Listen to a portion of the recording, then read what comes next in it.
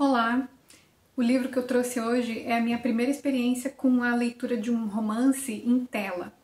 Foi positivo, vou deixar a capinha dele por aqui, porque eu não tenho fisicamente para te mostrar. Chama-se A Vida Invisível, de Eurídice Gusmão. Um romance de Marta Batalha, uma autora brasileira, jornalista, que teve o desejo de ser escritora desde sempre, mas primeiro foi tratar de ter aí uma vida mais socialmente aceita, viável, do que uma mulher viver da escrita no Brasil. Isso vai acabar aparecendo bastante no livro. Ela, coincidentemente, se tornou autora quando teve a filha, o que é surpreendente, porque normalmente quando as mulheres têm filhos, até a sua disponibilidade mental é comprometida. É o que acaba acontecendo com as mulheres. Então, a minha experiência com o livro, ela começou de um jeito muito interessante. Para mim, que tenho o hábito de ouvir podcasts, audiobooks, inclusive, se você não sabe, o Dito e Feito também produz podcast, e eu tô colocando eles aqui no canal do YouTube, mas você pode acessar pelo Spotify, pelo tocador de podcast que você quiser. Neles a gente aprofunda os temas levantados aqui pelo livro. Enfim, eu passei a achar que o livro podia ser um audiobook, porque de tão fácil, de tão gostoso, de tão fluida a escrita. Mas esse é um efeito, certamente, que a autora fez de propósito. Ela quis criar. Acho que tem a ver com esses anos de jornalismo, essa eloquência, esse ritmo, que é muito bom no livro. E também porque você acaba sentindo como que o livro fosse ali um copo, que vai enchendo aos poucos de histórias, de personagens com invisibilidades na vida aqui e acolá. De repente, são tantos personagens, tantas fraturas, que é impossível você não acabar identificando ali uma mãe, um pai, um avô e você mesmo. Aí você é arrebatado, é tomado por aquilo e o copo já está transbordando de invisibilidade.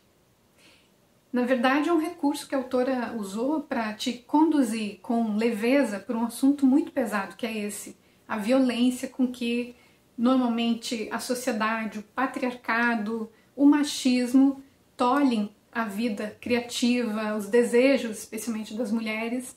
E ainda assim, a Marta é muito gentil com os homens, muito gentil com os personagens masculinos, que apesar de estarem ali nessa condição privilegiada, de visibilizados socialmente, o homem provedor da família, a quem todos devem servir, ainda assim eles não são felizes.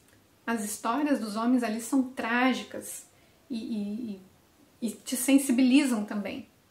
Então, em alguma instância, esses homens também têm algo de invisibilizado. E ela vai além. O livro provoca uma conexão com a ancestralidade. É quase uma reverência à ancestralidade, aqueles que já estiveram aqui, que foram antes invisibilizados. Você se depara com um personagem já todo destituído de estima, de fé na vida, de potência.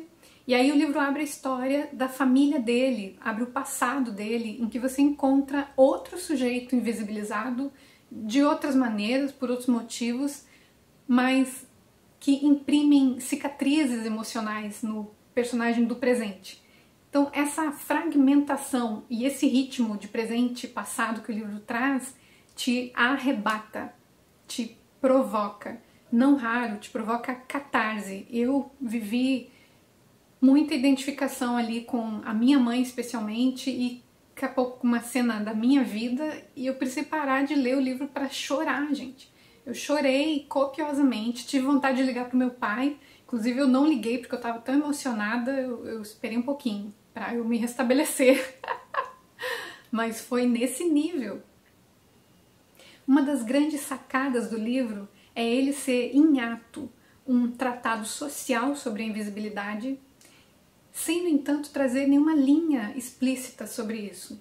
Isso é feito de forma literária, isso é feito por meio do cotidiano e das narrativas dos personagens, o que te coloca envolvido na cena.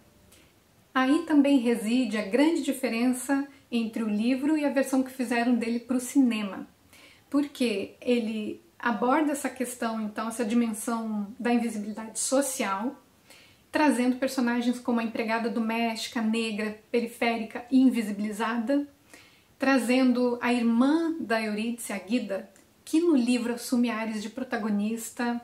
Por quê? Porque é uma personagem que sofre de perda de condição social, e na medida em que isso vai acontecendo, ela vai sendo acachapada e invisibilizada cada vez mais.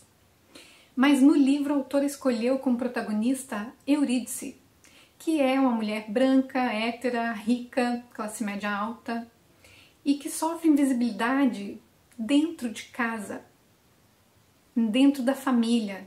É invisível para os filhos, para o marido.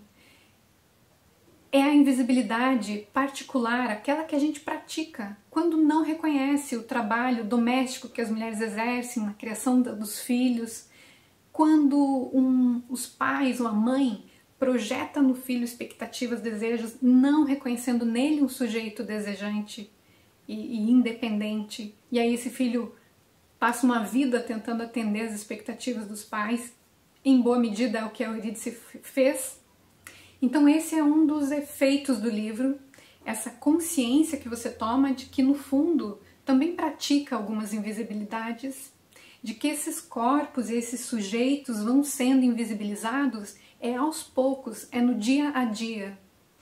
E por último e mais importante, poético, é um insight sobre a função da arte, da subjetividade para a realização plena do exercício de ser humano.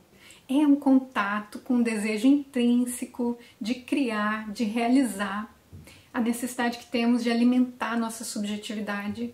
O livro vai apontar os caminhos, como a Eurídice, que ora cozinha, costura, escreve, a Guida, irmã dela, que vai em dado momento buscar no seu senso estético algum recurso para a sobrevivência, no filho, que vai buscar na leitura um refúgio.